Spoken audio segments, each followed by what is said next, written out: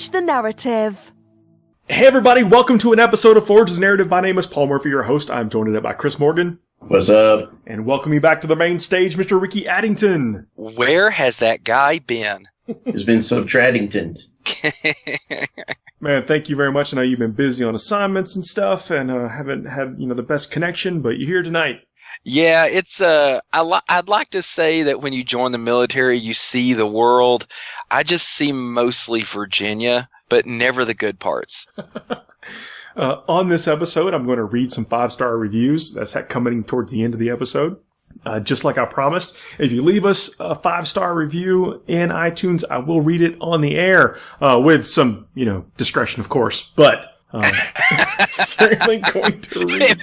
If it's a 5-star review and it just says Paul touched me, we're not reading that one.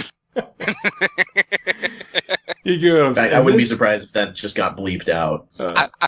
In this episode, we're going to be talking about how to do the most with the least. We're going to be talking about how to perform with single factions, maybe your favorite factions, but maybe they're kind of in the lower bracket of the codex heap.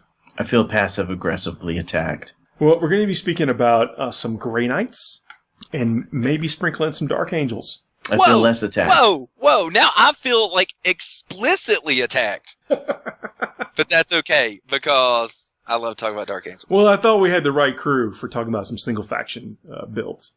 Ain't that the truth? Yeah, that is true. Well, it's something to compete for now in the ITC rankings. It was maybe like, I felt like those Rock the Vote kids, like when it's election time's coming around, like I think I campaigned more for this election than I did for the actual presidential election. So, because I feel like going single faction for ITC affects me more in my day-to-day life. And I'm happy we got out there, we campaigned hard, and we brought home the win. And I'm happy. You're welcome. Good job, Chris. Any excuse to compete for things, I think, is absolutely amazing. And anything that encourages participation in things, I'm all about. Gets us playing Warhammer, gets people out there being able to do what they want to do instead of what they think they have to do. So if you're committed to doing something like that, I want to spend a little time talking about how to get the most out of it, how to maybe when you turn, we're talking about that floor and the ceiling, maybe flip one of your what would be a draw or a loss into a win for you with just a little bit of difference in maybe army list choice. I think that there's going to be a fairly significant change in what many people would call like a middle table meta. And I don't want to sound condescending when I say that, because I really feel that single faction competitive people play their faction extremely competitively. Like they really care about that. They're not worried about, it's not a fluffy army list choice. It's not someone trying to recreate a battle company on the table. They are still trying to pick the best of what they got within their book and win games with it. And I think that that's going to create some spoilers for what many people considered top tier lists.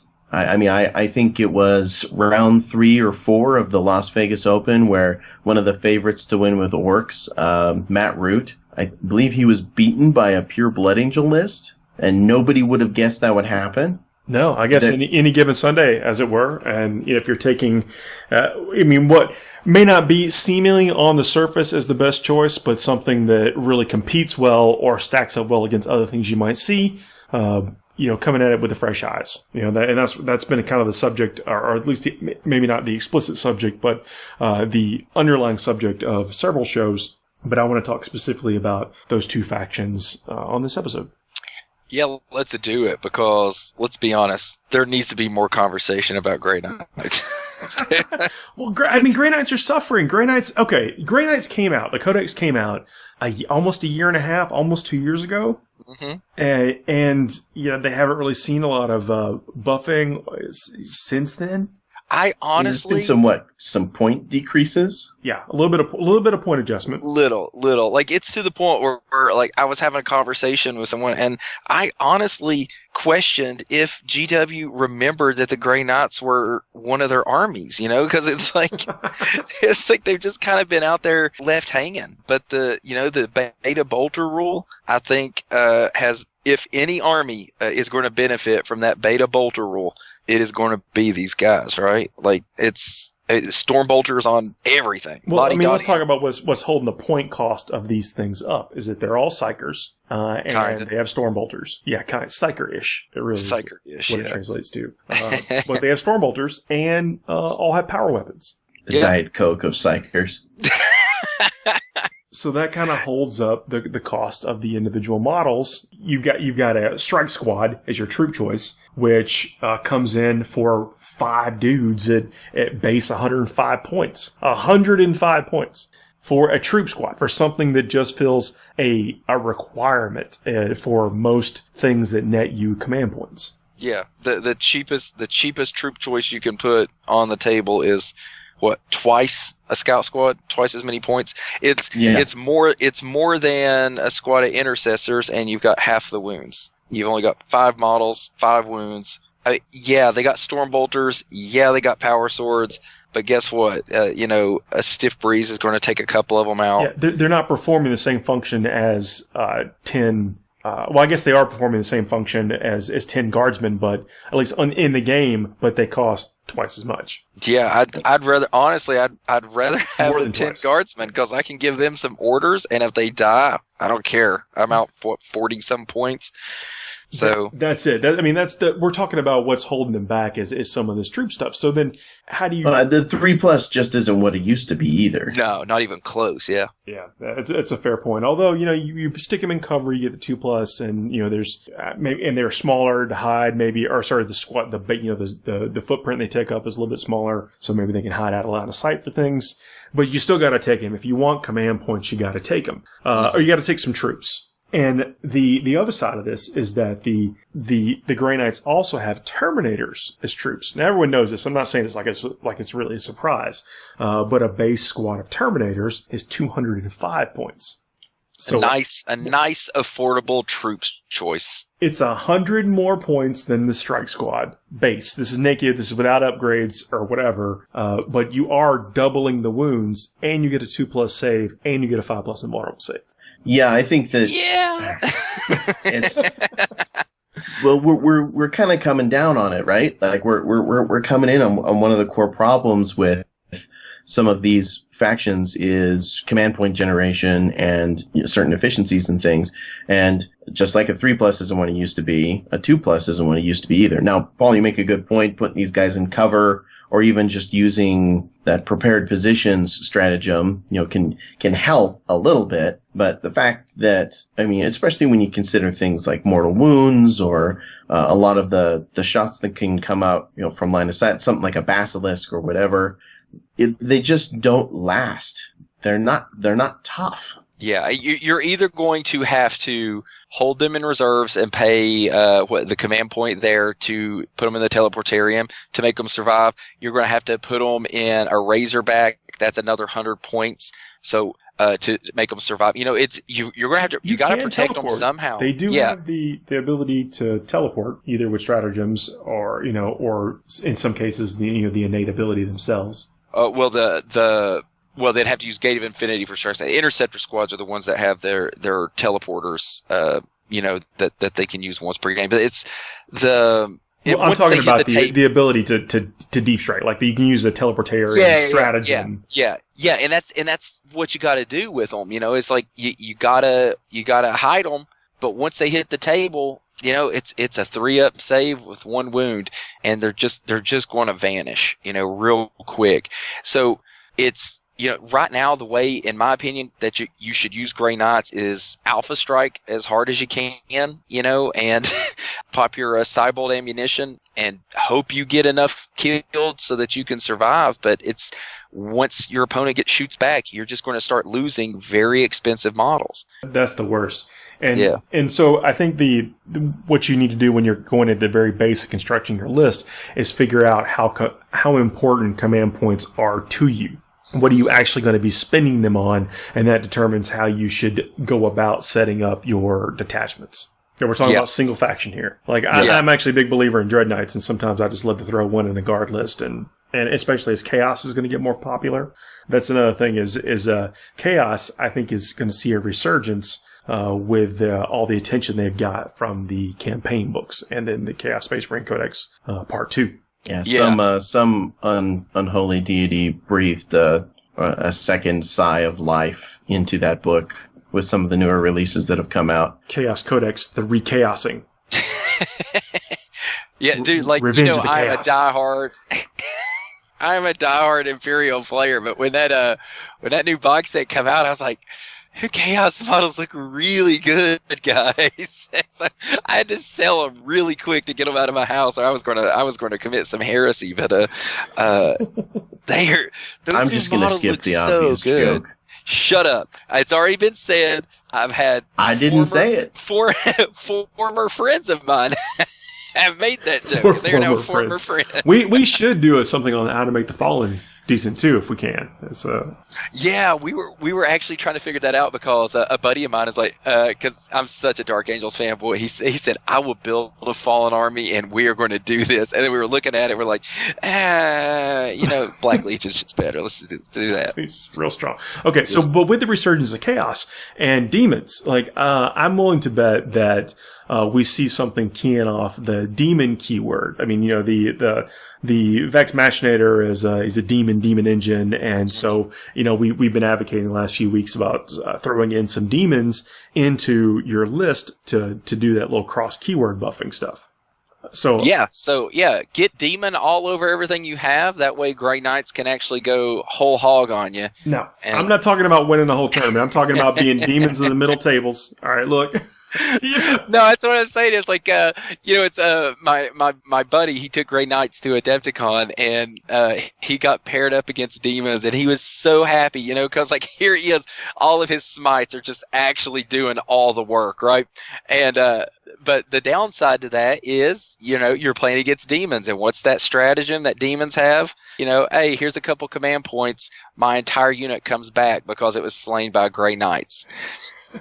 And it's stuff like that where you're like, why does GW hate the Grey Knights? Was it because they were so dominant in 5th edition that they're like, is this some sort of apology tour that we've been going on for 3 editions now? Well, I think it's tough. I mean, I do think that the point value, that's really what it is, points. How many bodies can you put on the table? And how many bodies should you put on the table, and how you structure your detachments? And they're held up, their point cost wise, by all these things that on paper seem really cool. But they kind of rub up against each other when we talk about the practical, impacts of the rules themselves. So how do we get around that? How do we make that less of an issue for us? Yeah, I mean, outside of GW actually just coming out and dropping the points, and realistically, like that's the beauty of it, right? We can make any unit in the game good if we make it cheap enough. It doesn't matter what it does. Yeah, I'll take servitors if they're 1 point apiece, right? I don't want a wish list right now. I want to talk about how to practically design something. And I think you have to start with how many command points do I think I'm going to need to be successful? And I want to point out that one of the stratagems, only in death does duty end, is only 1 point for the Grey Knights. That's the one that uses stratagem when a Grey Knight character is slain. Before removing it from the battlefield, that model can immediately either shoot as if it were the shooting phase or fight as if it were the fight phase. That is 1 command point. In other codexes, it's more expensive. Yeah, not that I want my whole strategy to revolve around killing my characters, but this is about they die, and you're going. Yeah, they're so expensive. You have a hard time generating command points in this army because every unit is expensive, right? Like you're going to get a battalion out of it. You might get 9 command points. You think if maybe you want 3 units of Terminators, that's a base 615 points. Yeah, in troops and your tax. Yeah, so you'll be lucky, I think, to get 9 command points. So the fact that you're only in death is half the cost. That's good. That's going to give you a little more mileage, right? But honestly, I think with the storm bolters everywhere, I honestly think Cybolt ammunition is one of the most powerful stratagems they have available. Every bolt weapon is +1 strength and increases AP by 1. So if you think about that, if you drop a 10-man strike squad out of, drop them in 12 inches away, that's 40 shots at strength 5 AP -1. And now all of a sudden, your Grey Knights are a threat. When you think about that, that is when Grey Knights can become very scary because, you're dropping in, you're shooting everything, and heaven forbid, oh, I'm behind cover. Okay, then I just cast astral aim. All right, now I don't need line of sight. I don't care about your cover. So now I'm shooting 40 strength 5 AP -1 shots that ignore line of sight and cover. And then what I don't kill, I'm going to charge and kill with power weapons. Now all of a sudden, Grey Knights have some oomph. But I think you have to go all in on that sort of strategy, because if you have to be able to alpha strike your opponent so hard that they can't come back and start killing every one of your super expensive models. So I don't know where the balance is in there. I don't know the best number of units that you should take, but I love Cybolt ammunition. I love the idea of taking strike squads and the other squads, the interceptor squads, and just shoving them in your opponent's face and throwing as many bolter shots into them as you can, because that is I think the one strength outside of Grandmaster Dreadnoughts that Grey Knights have available to them. Everything else is expensive. A little less efficient is yeah, okay, yeah. Yeah, so you think that the best way of doing this is just filling it with power armor bodies? Yeah, I mean, I don't know when that's ever worked out, so we're going to have to get there together. I don't know.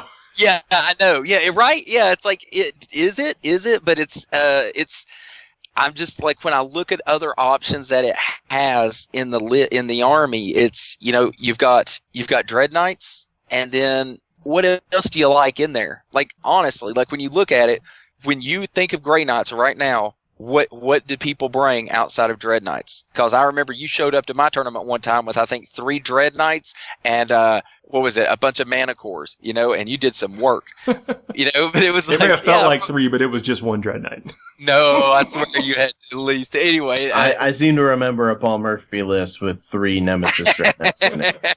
But that's the thing. And a bunch of guard. There's a lot. There's because that's effective, and there's a lot of lists out there. There's a lot of people out there who will throw 2-3 Dreadnoughts on the table and go to town because they are so good at what they do. They're fantastic units, and nobody's going to argue that. And I don't know if the rest of the book is just not good, or if they're so good they just overshadow everything else, right? No, I think they struggle with a lot of point inefficiencies, and so that I think they really do. How do you actually get some oomph in the list and still maintain the Grey Knight single faction? Yeah, and still expect to do all right. Yeah, and just remember, there's no Forge World options. There's like there's that one Dreadnought, and I think there's and the Thunderhawk.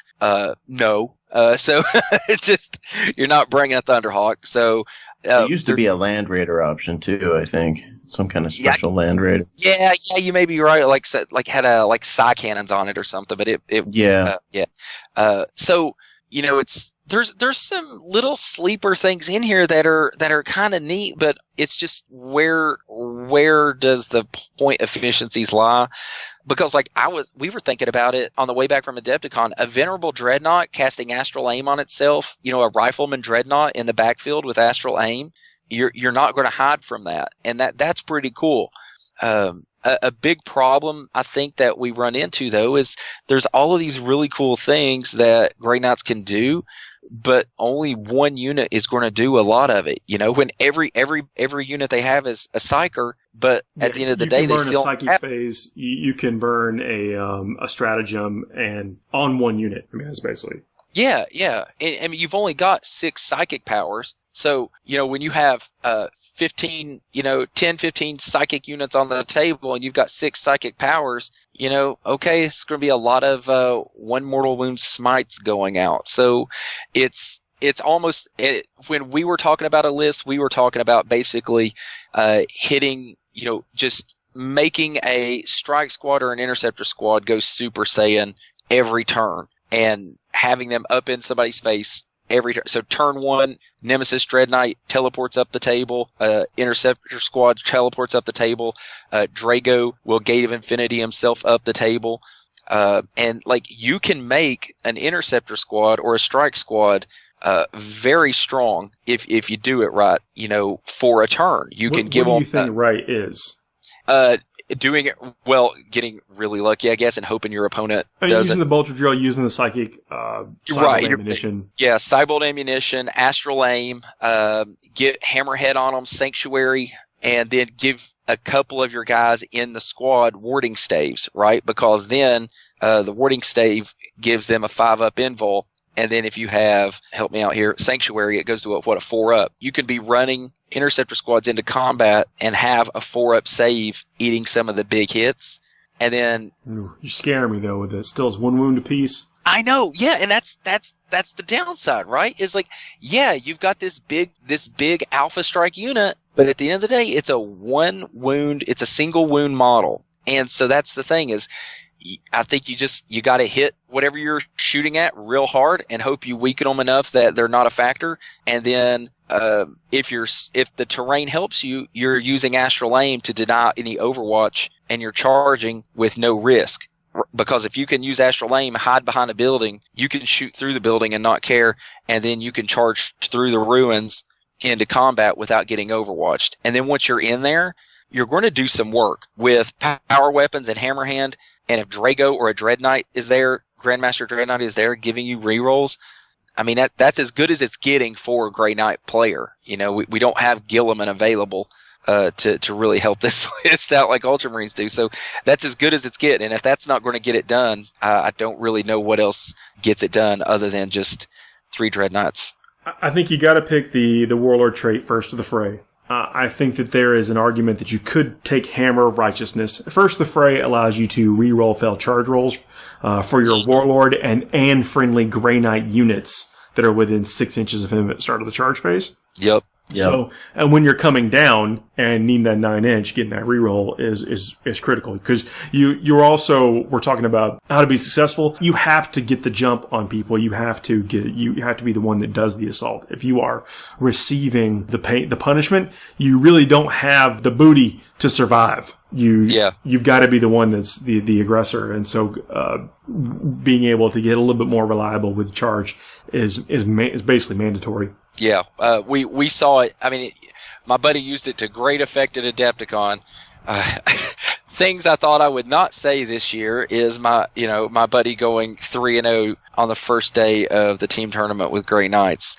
Granted, there was the other half of the team there helping, but like, dude, Dreadnoughts coming in and re-rolling failed charge rolls, like that's scary. And that first of the fray is awesome. I think that there can be an argument made for the Hammer of Righteousness, and that is you can add 1 to wound rolls for your Warlord in the fight phase if he successfully charged this turn. Let me tell you what I don't like about this is that it's contingent. You have to have charged and it's in the fight phase. But adding 1 to roll or to the wound roll when you've got you're going to be a Nemesis Dread Knight. I don't know why you would not be a Nemesis Dread Knight. For your Warlord, and you're swinging in with strength 12, so you're needing 3s a lot, getting the +1, needing 2s. You swung the variance a lot in your direction. Yeah, you already have Hammerhand, so I guess it depends on what power you're going to give your Warlord. To me, the biggies for your Warlord is Gate of Infinity, Hammerhand, or Sanctuary, right? Like if you're going to take Doom, Ricky. Yeah, so like I said, Gate of Infinity, Hammerhand, Sanctuary.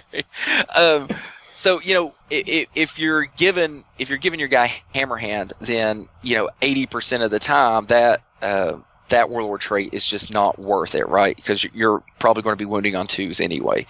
Now, if you're going to take Gate of Infinity so he can get around the table, which I love.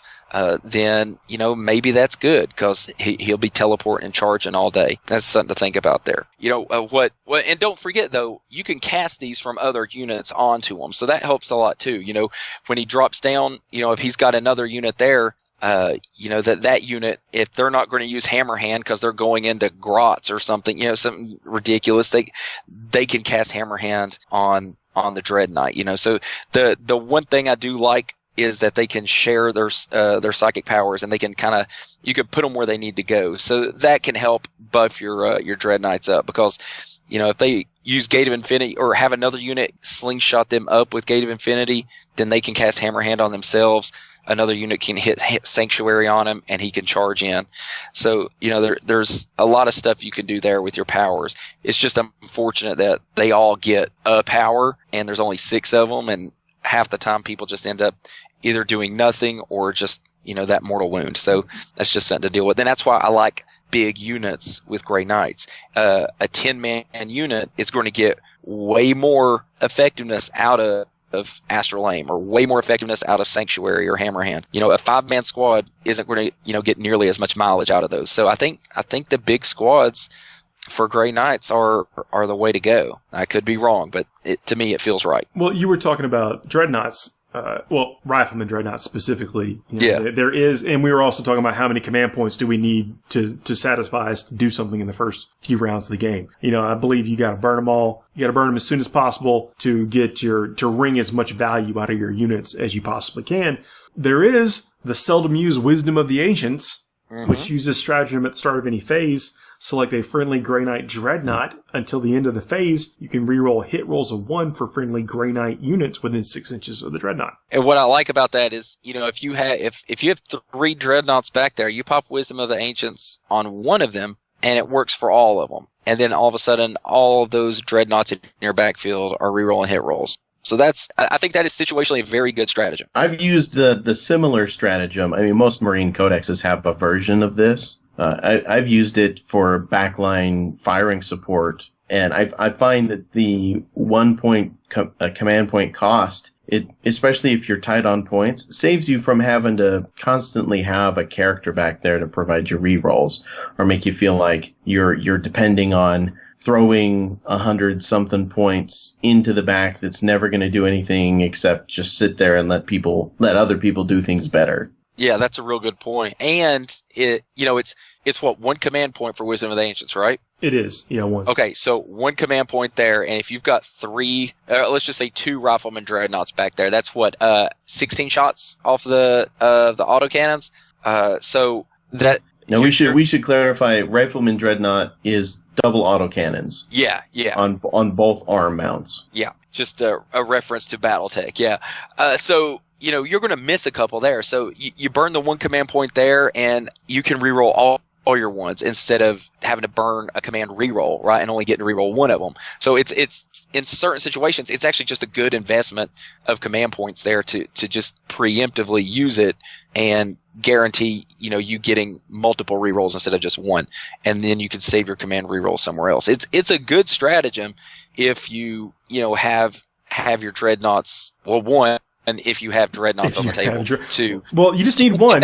You just need 1 to use this. Yeah, if you had a fire base, I mean, they do have their Devastator type squads, which can have multiple heavy weapons. Yeah, but none of them good, if I remember correctly. Yeah, the heavy weapons tend to be mid to short range, which I think is where that unit suffers a little bit. I would not take them. I would not take them in this list if you're trying to. They're Purgation Squad is what it's called. Yeah. Don't care for them.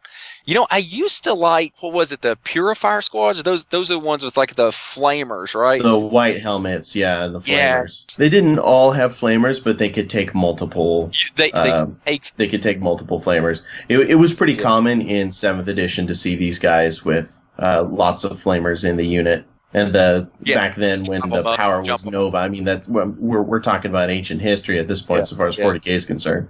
But yeah, you don't see purifiers a lot anymore either, because purifiers suffer from all the problems that the strike squad suffer from, only more so because they're still 1 wound models that are more expensive, and they're not troops. So. Can I tell you all something? And y'all cut this out of the show if you think you should.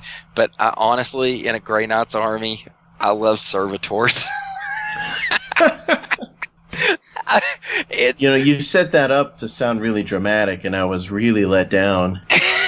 Well, it's something I never thought I would say, especially on a podcast. But think about it. They're 20 points. Everything in your army is wildly expensive, right? So you can't really hold back with your stuff. You've got to be aggressive with Grey Knights, I think. But 20-point servitor units sitting in the backfield on your objectives, hiding in terrain, that can hold an objective. Helping you get recon, for secondary points. Little piddly stuff that they can do that, you don't want to sacrifice your wildly expensive strike squads for. So there's some value in those servitors. And also think about it, that's you take 60 points there, and let's see here, put one of your dreadnoughts, and boom, there's you a second detachment, getting you another command point. And now you have 3 units sitting on backfield objectives. You already got your dreadnought. You were putting that in there anyway. Get yourself an extra command point, have some stuff holding the backfield objectives, and let the rest of your army push forward. So I would not be embarrassed to have 60 points of servitors in a Grey Knight list. We've been talking about a lot of single command point expenditures. And the big one that you'll need multiple for is the Heed the Prognosticars, which allows you to increase your invulnerable save by 1 for 1 unit. That's a 2 command point. So I think you're going to be stretched thin to try to get 2 battalions out of this codex. I think you got to focus on the 1 and be really picky and choosy with it when you burn that, which is early and often. But yeah, it's one of those things. It's like, it's always so annoying when you get turn 4 in and you see a guy who still got half his command points. You're like, what is he saving them for? And Grey Knights, you better not be saving them because you can't afford it, right? You better do everything you can to hit as hard and to protect yourself as best you can and survive turns 1 and 2. And I think if you can get through turns 1 and 2 relatively unscathed, I think you got a really good shot with Grey Knights. The problem is a lot of times you don't. Let's take a quick break. I'm going to bring in Scary, who's another single faction player. Oh, I love it. You're so outnumbered tonight. Yeah, we're going to see if we can actually start putting together a list for what maybe we'd use for Grey Knights. Sounds good. See you in a minute. We're sponsored by Firmaterra. With their sturdy, lightweight and portable tables, you can make war anywhere. Please visit them at www.firmaterra.com. We are back. Scary joined us. Hello, internets. Archon of the Dark Kin. The Dark Kin. Thanks for joining us. Tell the con I said hi. I will. His flayed skin, stretched I will taut. I will relay the message unless I am wearing their face on my face. Unless you can't. You can't trust those face wearers. Okay. Nope. So obviously we got Scar, we got Chris, we got Ricky. You are completely surrounded now by single faction fanboys. I know. Before we get too deep into that, I want to welcome Battle for the Peak into the Armageddon series. That's the 3rd tournament in the Armageddon series. I will have how to score points and how to compete in the Armageddon series up in an article on the webpage, forgenarrative.net, very soon. They have an event coming up. I'm going to be talking about it. I was talking to the guys that are running that today, talking about all the prizes to win. I'll be putting a link to their event page in the show notes. Good news and bad news, they're sold out already. But there is a wait list, so that's the good news. Okay. Otherwise, that was just twisting the knife. It was like, this tournament sounds exciting. How much can't go. Yeah. But they are part of the Armageddon series, so you can get points. It's going to be the kickoff to the series. It's very exciting. It's going to be apocalyptic. Yep. And then we got, can't wait to talk about that. And then we got the Crucible coming up later, and then the Coastal Assault. It's going to be a good year. And it starts with 1.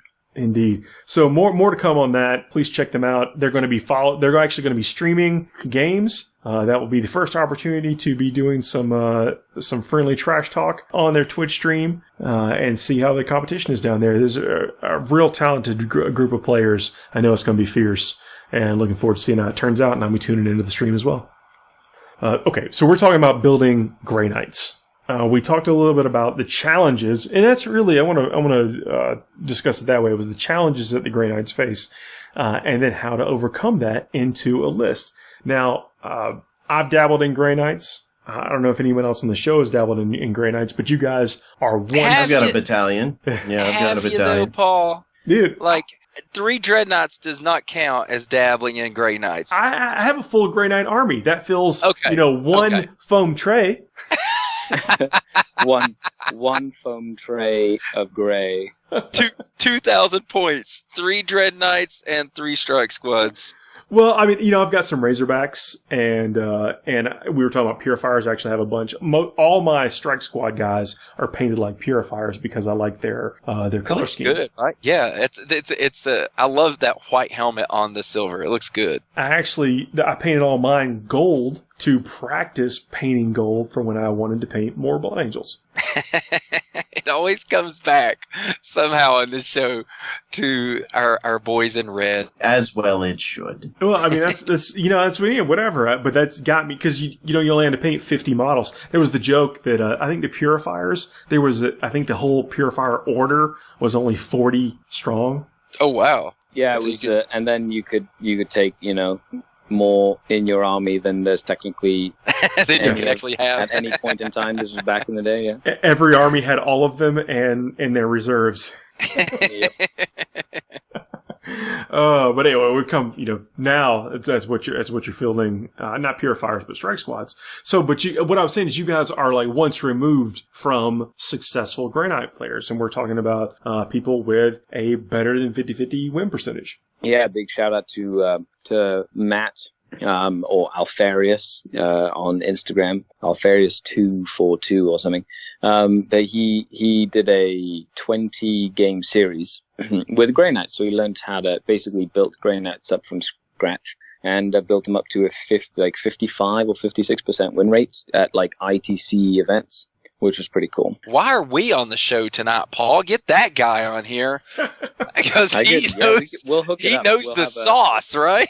We'll have a special segment: how to use Stormbolters effectively. You get with rapid fire range. Well, can you speak a little about what's in his list? So, Dread Knights. No. That's okay. We were he did run 2 Dread Knights, Dread Knight Grandmasters, with Gatling and heavy side cannons. Oh, the Gatling gun, essentially. He had 3 minimum size strike squads, and then it varied a lot from that. And he mainly went for like 1 unit of the Purgation Squad. Are those the heavy support guys? Really? With, we were just right. talking about how we did not like those so much, but he just had 1 unit in them with the Gatling cannons or whatever. They have the little silencer. Yeah, the silencer. The Gatling silencer is the ones on the Nemesis Dread Knight. Right. So the silencer, and he had 4 of them in this little 5-man unit, and they just astral aim it all the time. But one of the coolest things is, a lot of people forget that these weapons have D3 damage, and even though they're only strength 4. Anything that gets through has a tendency to do quite a bit of damage. Yeah. So, and they're not like overly expensive. Then he had 2 larger units of the interceptors. The interceptors.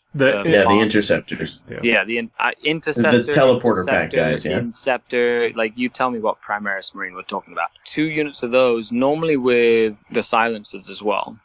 And he'd use them very defensively and would probably play the first 2 to 3 turns very, very, very conservatively, and then wouldn't really jump out and start like pushing until turn 4, sometimes even turn 5. Wow. And then to round it all off, he usually had either a couple of Razorbacks just to kind of hide some of his units, or he ended up putting a Tech Marine in like towards the later part of his run with them to be able to fix the Dread Knights, because they're vehicles, you can fix them.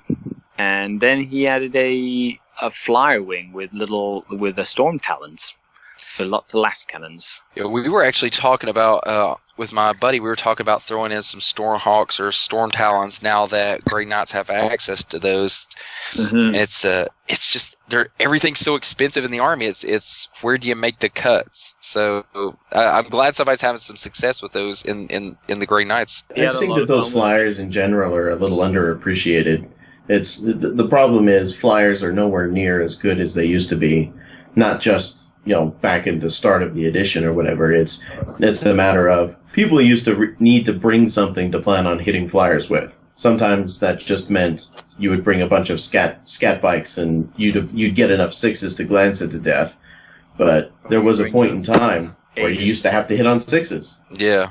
So how's he making his points with that list? Like, what is the... So he did do, like, a lot of practice. And it was mostly about learning how to pick the right secondaries. Like, he's playing mostly in ITC format, but picking the right secondaries based on each mission. And he knew, like, exactly what his army was capable of. And it was very dependent on, like, the matchup, the mission, the terrain. However, he knew that he could, like, kill stuff. He knew that he could, hold stuff. He knew that he could get, like, recon points. So he played to essentially... And then usually he'd go for, like, end game objectives if he could. like ground control, things like that. Because he knew that if he didn't play conservative and didn't last until the end of the game, he was going to lose anyway. Yeah, I get you. In an ITC world where the primary objectives are hold one, hold more, kill one, kill more, I think you've got to figure out a way that if you're playing one of these armies to maybe strategize around how you can prevent your opponent from killing more than you do. Yeah, like with him, it was just don't show yourself, really. So it's not just the matter of preventing kill more, it's preventing kill anything at all from your opponent most of the time. Then you've got to kill more. Yeah. Exactly. And those Grandmaster Dread Knights, they're pretty beefy, especially when you give them, the plus to their invulnerable saves, and you either have two of them with the 3-up invuls or one with like a 2-up invul and one with a 4-up invul. Well, you'll never get them to a 2-up. Sorry, the 2 with the 3-ups. I apologize. Yeah. You get them a 3-up. Yeah, so he has the 2 with the 3-ups. And then using the mini smites. You'd be surprised how many mortal wounds you could do when it's just one mortal wound at a time per unit that casts on a 4+. Even if it's like short range, but say a person gets really aggressive with their Gallant, and all of a sudden you're looking at 3 strike squads, the Interceptor squad, the Grey Knight Grandmasters, the Tech Marine, like all these little units are doing, you've got 10 units or whatever doing a smite on a 4+, and now you've just done 10 wounds to this knight. They got too close to your army. That's where you can sneak in wounds with the silencers too. The silencers is my preference whenever I'm building out heavy weapons, just for the thrill of getting that strength 4 wound in to do D3 damage. Well, I once played against him with my Solitaire. I had my Harlequins, my Solitaire ran in, and he got a couple of wounds in with the silencer, and I completely forgot that it was D3 damage. Needless to say, I failed a couple of saves, and all of a sudden my character was dead. Yeah, 6 wounds later, and your guy's in the box.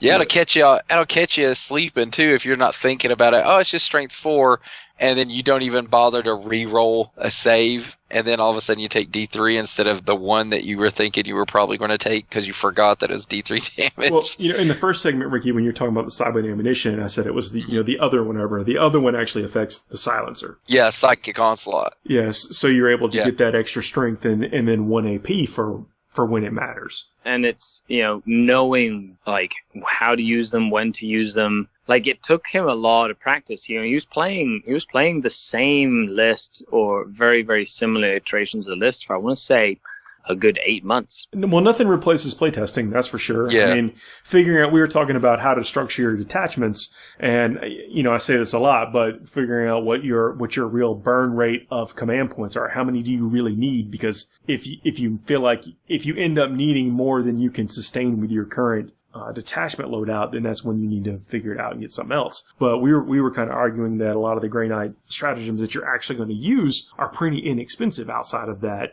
heated prognosticars. Yeah, the odd one here or there. Yeah, they're all 1 command point wins, and you're only going to be burning that 2 probably once a turn. It's really funny. They have some stratagems that are quite sneaky. You wouldn't expect them to have them. That you read their stratagem tree, and you're like, oh man, I thought that's really interesting that they have that. One of the ones that always catches me off guard is most Marine codexes have a stratagem where a character can attack again if they die. Mm-hmm. Yeah, only in death, yeah. Right, and for most chapters, it's 2 command points for that. Well, for Grey Knights, it's 1. We covered that. We're literally just talking about that and how it was actually, it kind of helps the fact that it's so hard for them to get command points. We kind of had that conversation so we kind of do this thing every time we come back from Adepticon. We go into our battle scribe and we delete everything and that's how we occupy our drive the whole way back, is to just start working on new lists, and that we talk about them on the way. Well, we dedicated half of our drive Grey Knights, and it was like every category that we got. Psychic powers, we were talking about them, and then we'd talk about stratagems, and every time that our buddy is telling us about the stuff, because who thinks about Grey Knights, because they're so rare that you even see them. Every time we were like, are you serious? You have a stratagem that lets you do that? Or, because it was like Psychic Onslaught, Cybolt Ammunition. Those are great. All these that are stratagems are great. And then, your Psychic powers, Astral Aim is insane, I think. That and nobody thinks about Astral Aim, and so much so that even our buddy who plays Grey Knights, he wasn't even thinking about using Astral Aim. And I swear we went through half of Indiana, I think it was, yelling at him for not using Astral Aim. It was just like, what bonkers person doesn't load up, hide behind a building, and just shoot through the building? Oh yeah, that's one of the best psychic powers in their tree. Yeah, I guess. Yeah, I can see it, especially in tournaments with great terrain. Being able to ignore it is not a bad thing. I've seen it used to great effect with dreadnoughts with last cannons and rocket launchers. Yeah, we were saying we like the rifleman dreads with that too. Oh, that gave me flashbacks to 5th edition. Oh, the old Cyphelman dreadnoughts. Great. They were so fun. They were so fun to use. Cybolt ammunition was a purge on the game back then. With not needing a ton of command points, maybe if you're just getting into a battalion, are Terminators better than strike squads?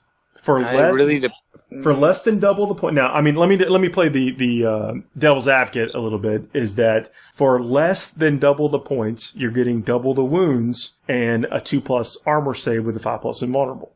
Honestly, I just don't think it really depends. If you build your list around that sort of thing, I think paladins are definitely better than the regular Terminators. Because they mitigate one of the biggest weaknesses of Terminators, which is damage to weapons, which are quite common, especially with Ravagers everywhere. Mm-hmm. Yeah, damage to weapons are kind of the bane of Primaris Marines and Sanguinary And they're Guard. so ubiquitous, too. Yeah. I think, me personally, with the ability to have Astral Aim or Gate of Infinity, strike squads should easily be getting themselves, and the Teleportarium, strike squads can easily get themselves into cover, into position, and still be effective at half the cost as a Terminator squad. I think if you're going to drop a unit out in the open, of course Terminators are better. That's a no-brainer. Especially if you give them Sanctuary and then you're a 2-up, 4-up. Yes, Terminators are real good for that. But I think for the most part, I'm still leaning towards strike squads to do my troop work. On a tangent, I feel like Grey Knights have one of the only ways to mitigate the biggest weakness of the Land Raider, which is gate. Yeah, because the Grot can't make the Land Raider not shoot. I guess. Are you advocating taking a Land Raider, Scary? I am advocating trying a Land Raider Crusader and making all those bolters amazing and gating it around so nobody can tie it up in combat. Okay. He ain't wrong. Well, I mean, it holds bodies too, so you can protect a This is one of those things where you can be rather aggressive with your Crusader, and normally just somebody touching it stops it from shooting, but not with Grey Knights. It means they actually have to try and kill the Land Raider. That's interesting. So, okay, you convinced me. I think you guys have convinced me on the strike squads being better than the Terminators, but I don't think you've convinced me on the Land Raider. You've got to try it. Well, I mean, dude, just listen. Your Land Raider is what? 2-up save, toughness 8, 16 wounds. You can give it a 5-up invulnerable save, and you can teleport it across the table, pumping out what? 24 strength 5. Can they take? Yeah, they can take Cybolt if you wanted to. Yeah, 25 strength 5 shot bolter on top. Yeah, I mean, yeah, it's a thing that could happen. And let's be honest, Paul. In most other Marine armies, that 264 point price tag is a pain in the butt. But in Grey Knights, where your troops can cost 200 points, the Land Raider Crusader is not that expensive comparatively when you look at some of the other options in the Codex. Well, I think that the thing that the Land Raider Crusader still doesn't protect you against is the thing that kills all of the big vehicles that are out there, also known as the Knight Castellan. There's really no effective way to hide it from that, and until the Knight Castellan either gets a rebalance or Land Raiders get much better, you're probably not going to be safe to choose the Land Raider option, even though the chaff clearing potential is great, and against an orc opponent, you're going to love it. I think Hey, that just saying, we were just talking about Astrolane. Well, it also works on one of those guys. Yeah. Hide it out of line of sight and shoot through the walls. But to be fair, Chris, what is safe from a Castellan besides 400 orc boys on the table?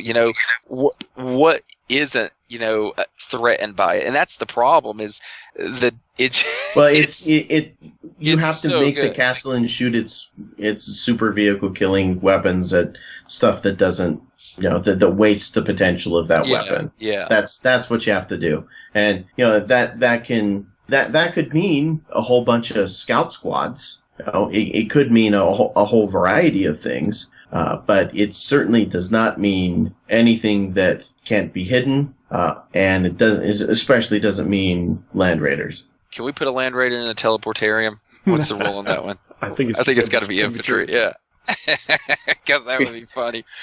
Oh, What about All right. I think we've devoted enough time to how do we make the Land Raider Crusader viable on a Great Knights list. Well, but hey, it's fun to think about. you got to think outside the box with this kind of stuff. Yeah, and that's kind of that's the point I was going to make. TPM is yes, when looking at like subpar codexes, a lot of the times, if you want to make it work, you kind of have to go against the grain. Yeah, and I think that's the fun thing about these conversations is like when you sit down and talk about books that just aren't top tier books, the fun comes out of how do you compete with it, knowing that you've got your hand tied behind your back in a lot of ways. It's a very fun thing, and it makes when you do win those games, it makes them so much more satisfying. Yeah, I agree. How do you do it? Yeah, I mean that's it. How do you do it? And I think that we're narrowing it down. Strike squads, don't even consider putting Terminators as your troops. Take as many Dread Knights as you possibly can. I mean that's a given though. I mean the answer is 3, but absolutely. But here's the thing. It doesn't matter. And here's what I love about this hobby is we say that, right? Do not take Terminator squads. I promise you, someone is going to go win a tournament with Grey Knight Terminator squads, and we're going to have to sit here and be like, huh? Because it seems like no matter what, somebody somewhere pulls something out, going completely against what everybody else is thinking. And it's always just the most fun thing to see happen because I just want to pick that person's brain about what did you do and how did you see that nobody else did. I'm pretty sure we're not going to get that with Terminator Spam Grey Knight list, but There's someone out there just went, hold my beer. Hold my beer. Well, I think that there's a linear path. I mean, for your warlord traits and, what psychic powers to pick, you can probably pick them all throughout the course of your list, but what you're actually going to use and then what you're going to be investing your command points on in the early rounds. You're going to be investing in bumping up your multiple save. You're going to be invested in only in death to the end, because they will get you, but you got to take as many of them as you possibly can with you on the way out. When you drop a Dread Knight, that's scary because you're going to take a lot of hits back. You're going to take a lot of damage because there is no way anybody is not going to save one command point for only in death.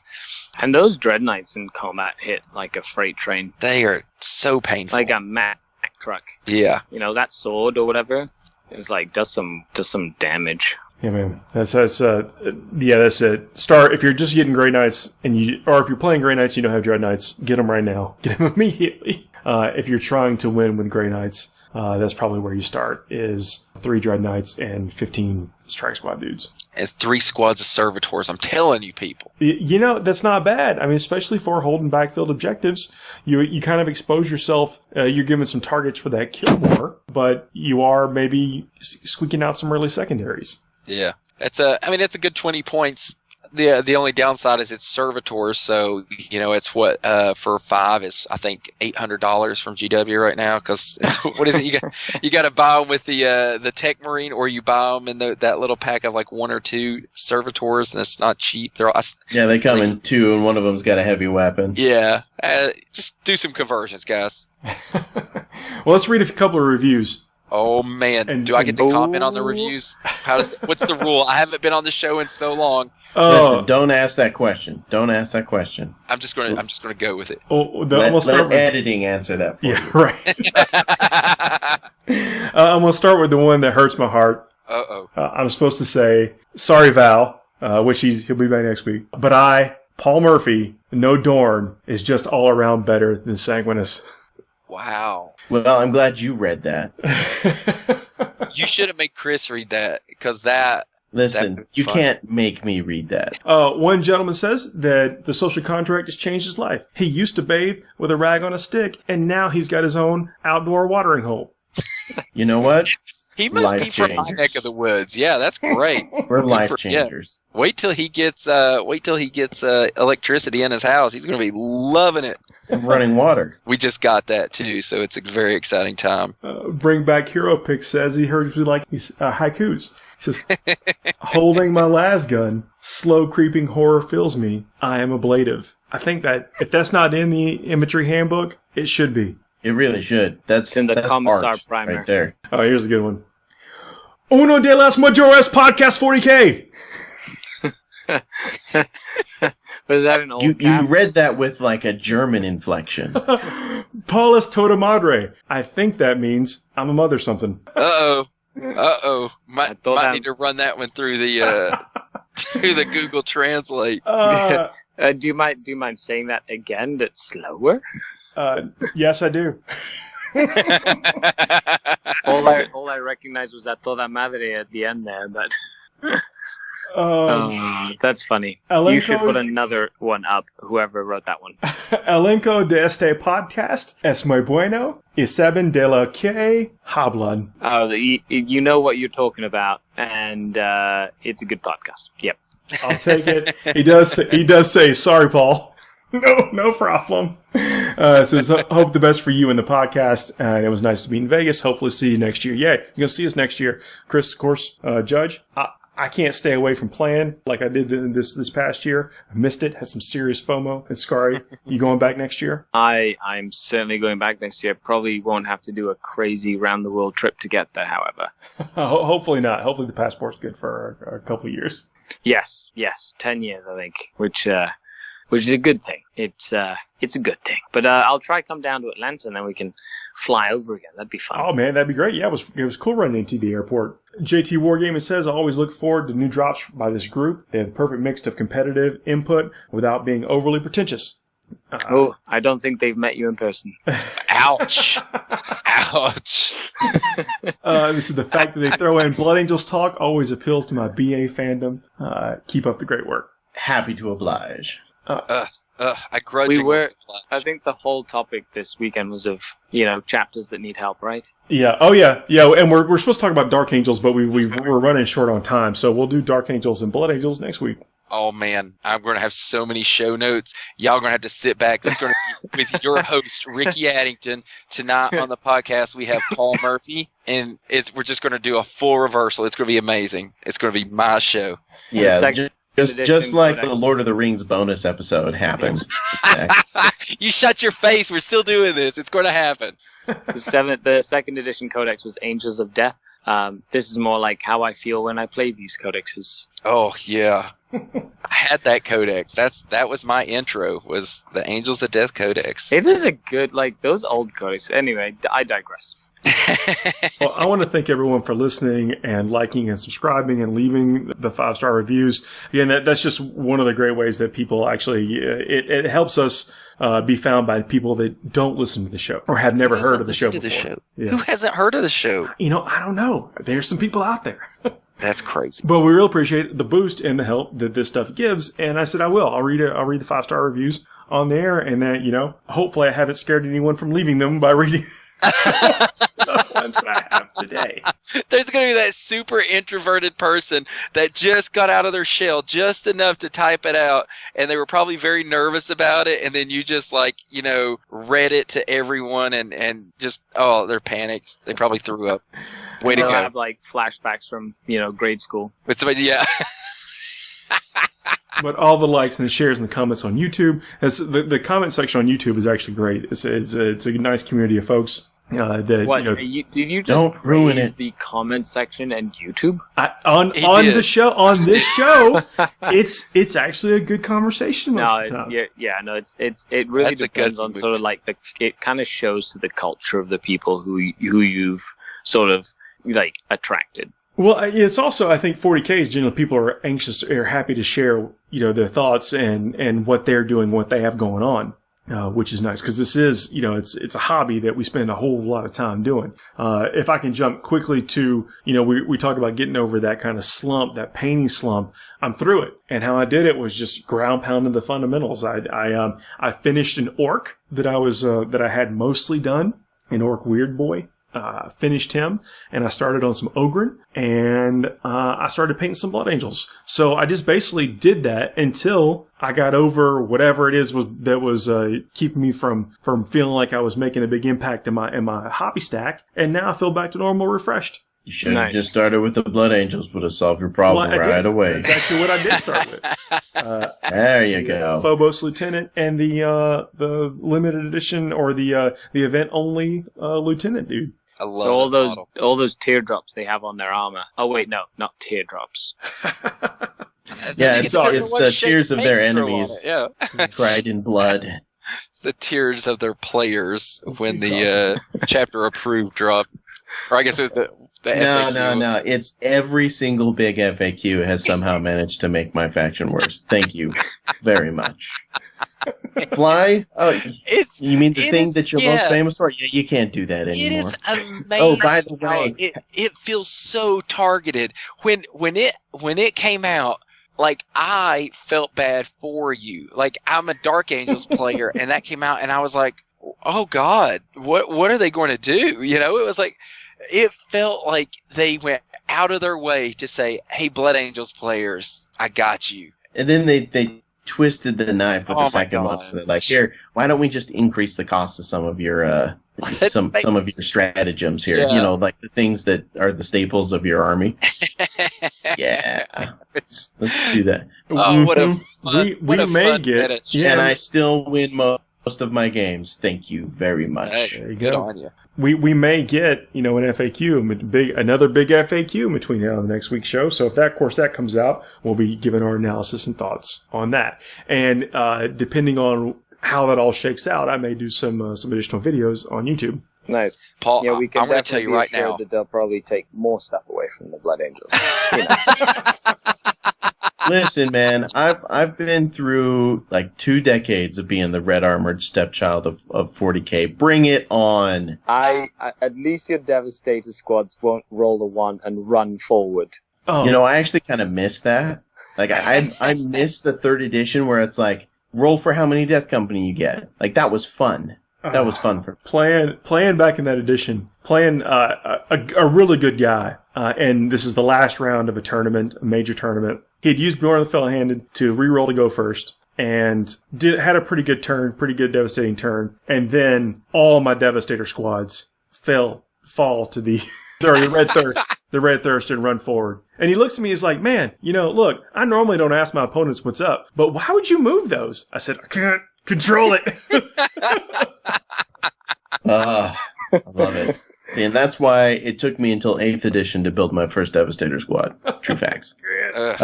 But no, I actually really miss that edition, and I miss some of the character rules that were like the characterful rules that were in there. Yeah, I'd love to see more inherent stuff in the faction like that. Stratagems are fun. We'll give this a generic 40K feedback thing.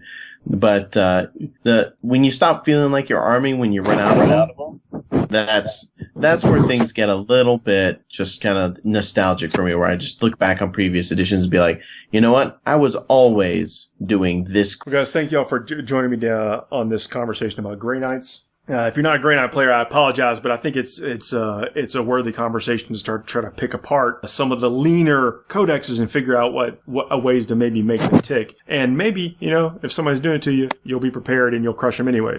Just some of the stuff we talked about. Know your enemy? You guys have a good rest, y'all's night. We'll talk again next week. Night, everybody. Looking forward to it. Bye. Have a great night, everyone.